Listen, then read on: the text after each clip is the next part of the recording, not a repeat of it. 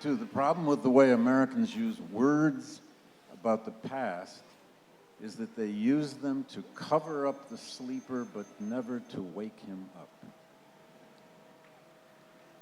Cover the sleeper, but don't wake him up. How much truth in that? How often do we all want the past to just make us sleep well at night? To give us a story, a pleasant story, a story we want to live in. We don't like a past that causes nightmares. But of course it often does. If we're honest about the past, it will bring the nightmare.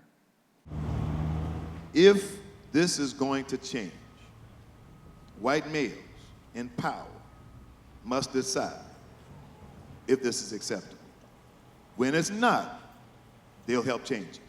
As long as it is acceptable, it won't change.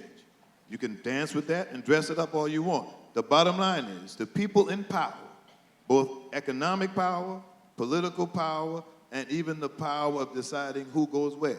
When they decide this is unacceptable, and maybe it took Clemente's death in the 8, maybe it took this kind of spotlight, I am not sure. But I am real confident of one thing, and I said this to some of my friends who got me involved with a lot of this justice work that's so important, that until you are able to engage white male leadership in power in Charleston, it won't happen, because this is not an accidental thing. This is an intentional outcome that is being designed. The system works the way it's designed to work. We have a choice to make about whether or not we will allow evil to continue to drive the solutions and the narrative and the discussion, or do we choose as individuals to say no more? Do we choose as individuals to pull together as the family members, the victims, and the survivors, and follow a path not of hate, anger, or violence that the killer wanted, but that we choose instead to follow the example of grace and forgiveness under unimaginable conditions that rippled across this country and served as a lighthouse for all of us in one of the darkest moments in this city's history. Charleston, I see heaven in your tears and feel the weight of sadness in your voice. I've seen strangers hold hands as the sun wraps us in unbearable heat. I've watched children of contradiction come together for the unity of the holy city. But South Carolina, 9 more members of your family are now in heaven, and you have to confront the reality of racism, the dusk of pain, the lightlessness of the dawn.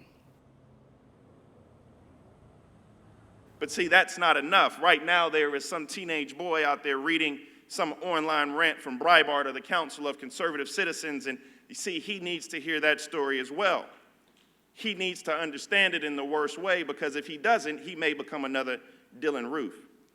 He needs to hear it, his parents need to hear it, his friends need to hear it, everyone in his neighborhood needs to hear it, and then we need to sit down and hear their stories too.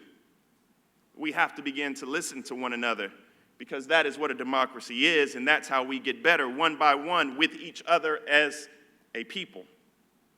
One of the reasons I'm working so hard on building the International African American Museum is that we need to understand each other's history. We don't know that.